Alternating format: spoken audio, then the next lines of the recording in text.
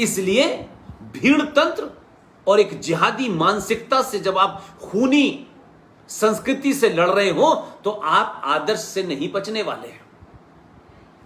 आपको यह पाखंड करना है, करिए कि आप हमारे गले काटते रहिए, हमारा एक गाल पे चांटा मारेंगे, हम दूसरा गाल दे देंगे, फिर तीसरा दे देंगे, फिर चौथा दे देंगे, हम पिटते रहेंगे, लेकिन हम पीटने वाले को थका देंगे। तो आप शुद्ध रूप से कायर हैं और बेहया हैं। और जिन्होंने यह कहा वो भी मक्कार थे, कायर थे, झूठे थे, फरेबी थे।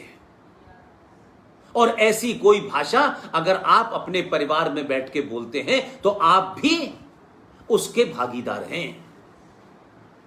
इसलिए आप चाहते ये हैं कि बड़े बड़े महान लोगों की कहानियां सुनाई जाए। भगत सिंह कौन थे, राजगुरु कौन थे, सावरकर कौन थे, ऊधम सिंह कौन थे। हम कहानी सुनाते हैं, बच्चे से ये नहीं कहते बेटा कभी ऐसे बनना ना, ऐसे मत बनना मक्कार किस्म के चाचा नेहरू। सत्ता लो, फिर बेटी को दे दो, देश को बेच डालो। हम चाहते ये हैं अंदर से। हमने कभी अपने बेटे को सुभाष चंद्र बोस, वीर सावरकर, छत्रपति शिवाजी महाराज बनने की कभी हमने उसके इंस्पायर नहीं किया। और चाहते हैं देश बचाना है। तो देश बचेगा कैसे? नारों से, मंत्रों से, मंदिरों से। अगर यही बात थी तो कुछ गुंडे अफगानिस्तान से चल के, कुछ गुंडे, कुछ लुटेरे, जैसे आज माफिया हैं बहुत सारे पूर्वी उत्तर प्रदेश में हैं, जिनके रिश्तेदार भारत के उपराष्ट्रपति बन जाते हैं। सिवान में एक माफिया डॉन है, रामपुर में एक माफिया डॉन है, हैदराबाद में एक माफिया डॉन है।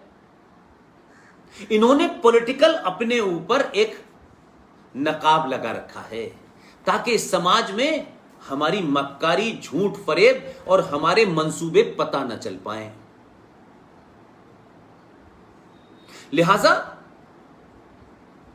हम उन बातों को जोर जोर से कहते हैं और अपने बच्चों से कहते हैं, दूसरों से कहने की हिम्मत नहीं है।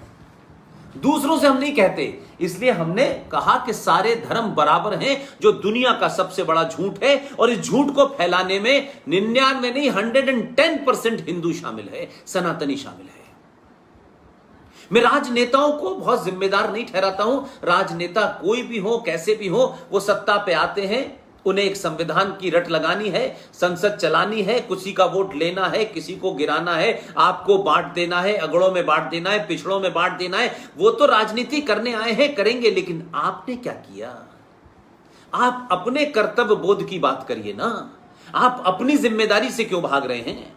आपका काम है पैसा कमाना, बड़ी गाड़ियां खरीदना, बड़े मकान बनवा लेना, और अपने आप को नहीं, हम तो भाई ठीक है। देखिए भाई, हम नहीं चाहते हैं कि कोई झगड़ा हो। आप झगड़ा इसलिए नहीं चाहते हैं कि आपको पता है कि आप प्रतिकार करेंगे। अगर गलत बात को गलत कहेंगे तो बाहर जो खड़ी हुई 3 गाड़ियां हैं उसमें कोई आग लगा देगा। तो आप समझौता करते हैं।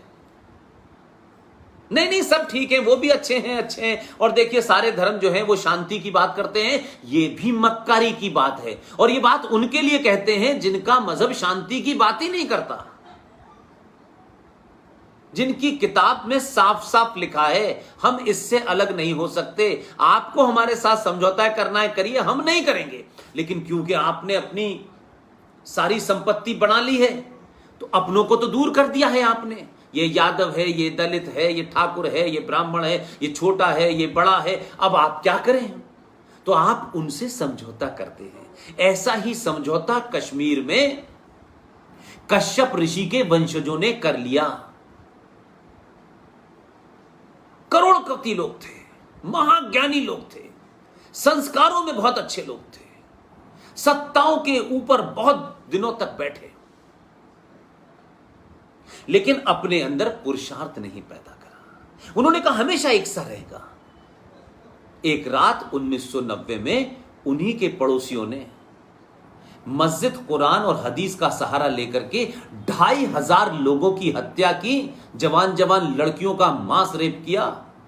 मर्दों को मारा और नारा लगाया खुल के, और उनके वंशज घूम रहे हैं कि हमें कश्मीर चाहिए, कश्मीरी हिंदू पंडित मर्दों के बगैर और कश्मीरी हिंदू पंडित औरतों के साथ। यह मस्जिद से लग रहा था, जिस मस्जिद की बड़ी पवित्रता की बात कही जाती है। यह पाखंड है मस्जिद, ये सब अड्डे हैं। इस्लाम में मस्जिद पवित्र स्थान नहीं है।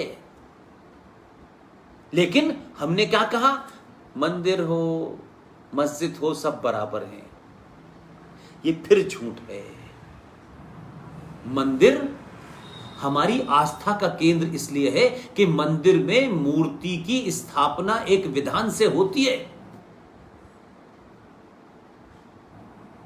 वहां कोई भी आदमी जाकर के कभी भी कुछ नहीं कर सकता है।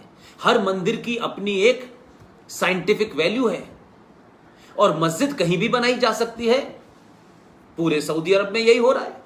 लेकिन उन्होंने आपको यहां सरवाइव करने के लिए मंदिर मस्जिद सब एक से हैं, हम सब भाई भाई हैं। गंगा जमुना तहजीब पूरा 1000 साल से तो मेरी समझ में नहीं आया कि गंगा जमुना तहजीब कब थी। अगर गंगा जमुना तहजीब थी भाई, तो 1017 में महमूद गजनबी ने मंदिर आके सारे क्यों तोड़े? ये जो साझा विरासत की बात आज के मक्कार मुसलमान पढ़ा लिखा जो करता है, उसको मालूम है कि हिंदुस्तान में हमें जब तक ये सब झूठ बोलते रहना है, जब तक ये सनातनी हिंदू बर्बाद ना हो जाए। और इसकी स्थिति वैसी ही कर देनी है जैसे कश्मीर में 200 दलितों को बुलाया था 1957 में, उन जैसी है। आप तो 23% थे पाकिस्तान में, 1.5% रह गए। कश्मीर एक ऐसा राज्य आपके देश में था जहां मुसलमानों की मेजोरिटी थी। उन्होंने खुल्लम खुल्ला 1990 में पहली बार देश का मुसलमान प्रधान गृह मंत्री बना, उन्होंने उठा के आपका कत्ल कराया, मार दिया, भगा दिया। अब आप रो रहे, मार पीछे पुकार है, हो गया करते रहिए। अब आप ढूंढते रहिए, अब उस पर कानून बनेगा, ये होगा, मुकदमे चलेंगे, लेकिन जमीन साफ कर दी। और फिर यह भी कहा कि नहीं, वो जो मारने वाले थे वो बाहर से आए थे। एक और झूठ बोल दो और कहो कश्मीरियत। तो महमूद गजनबी कहां से आया था? जब आया था तो भाई क्या कर रहे थे मथुरा के लोग? जो मथुरा में रहने वाले लोग थे उनसे ज्यादा गिनती तो नहीं थी ना उनकी। तो क्या कर रहे थे वो इस जुगाड़ में लगे हुए थे कि मंदिर पे 10 रुपए यहां चढ़ जाए तो 5 रुपए वहां चढ़ जाए, तो मैं 10 रुपए लूंगा, तुम 5 रुपए लेना। वो इसी बंदर बांट में लगे हुए थे, आपस में झगड़ा था। तो 1024 में वही शख्स जिसने मथुरा के सारे मंदिर तोड़े, 1024 में सोमनाथ आया, और कोई लाखों हजारों की भी भीड़ उनके साथ 25, 30, 40 लोग थे। अफगानिस्तान के गजनी शहर से चला आ गया, वहां छोटा सा भी, उसका कोई नाम लेने वाला भी नहीं है, वो वहां का हीरो भी नहीं है। लेकिन आपकी किताबों में आजादी के बाद इन मक्कार वामपंथी इतिहासकारों ने उनको ऐसा बताया कि जैसे अगर वो भारत में ना आते तो भारत के लोगों को न खाने की तमीज थी, न पीने की तमीज थी, न सुबह कहीं जाने की तमीज थी।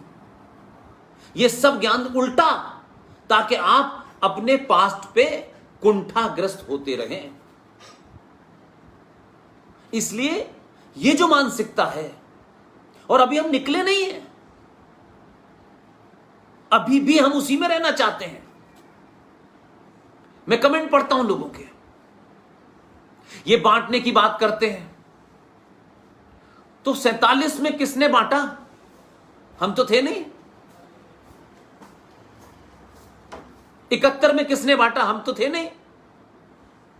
तब कौन बात कर रहा था?